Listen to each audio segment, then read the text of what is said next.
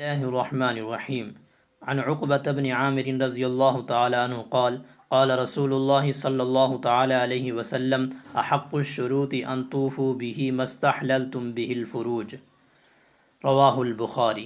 نبی کریم صلی اللہ تعالی علیہ وسلم نے ارشاد فرمایا، وہ شرطیں جن کو تم نے عورتوں کی شرمگاہوں کو حلال کرنے کے لیے کی ہیں، وہ شرطیں پورے کیے جانے کی سب سے وہ زیادہ حقدار ہیں۔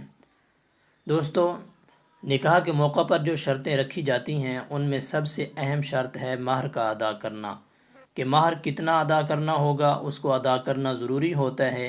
اس کے علاوہ جو شرائط شریعت کے خلاف نہ ہوں، وہ نکاح کے موقع پر طے ہوں تو ضرور پوری کرنی چاہیے۔ شریعت نے اس کی بہت ترغیب دی ہے۔ ہمارے ہاں مہر کے معاملے میں معاملات بڑے عجیب ہیں، یعنی شادی بیاہ کے موقع پر لوگ جو خرافات کرتے ہیں، اور جیسے ہم نے پہلے ذکر کیا مہندی کے نام پہ، دیگر رسومات پہ، وہ لاکھوں روپے ان چیزوں پر خرچ کرتے ہیں، اور جب باری آتی ہے مہر کے ادا کرنے کی تو پوچھ لیں جی کتنا مہر دے گے؟ بس جی جتنا بنتا ہے 36.5 روپے دے دیں۔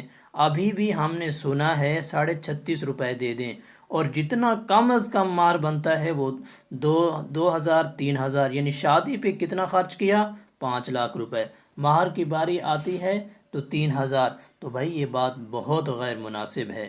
حضرت عائشہ رضی اللہ تعالی عنہ سے پوچھا گیا نبی کریم صلی اللہ علیہ وسلم کے ازواج مطہرات کا مہر کتنا تھا؟ اسی طرح حضرت فاطمہ رضی اللہ تعالی عنہ کا مہر جس کو ہمارے فاطمی کہتے ہیں، وہ تھا 12.5 اوقیہ، جو 500 درہم بنتا ہے، اور آج کل کے حساب سے 131 تولہ 3 ماشا چاندی بنتی ہے۔ ایک بار پھر سن لیں، 131 تولہ 3 ماشا چاندی بنتی ہے، اور ہمارے وہی 5,000 3,000۔ تو اس لیے مہر کے معاملے میں جن کو ڈسکس کرنا چاہیے تھا شادی پہ کتنا خرچ کرتے ہیں اور مہر پہ کتنا، یہ مہر جو ہوتا ہے یہ عورت کا اعزاز ہوتا ہے، اور مہر ادا کر دینا چاہیے، کوشش کرنا چاہیے کہ نکاح کے موقع پر ادا کر دیں، ورنہ کچھ مہر کی مد میں ضرور ادا کر دیا جائے، باقی بعد میں ادا کیا جائے۔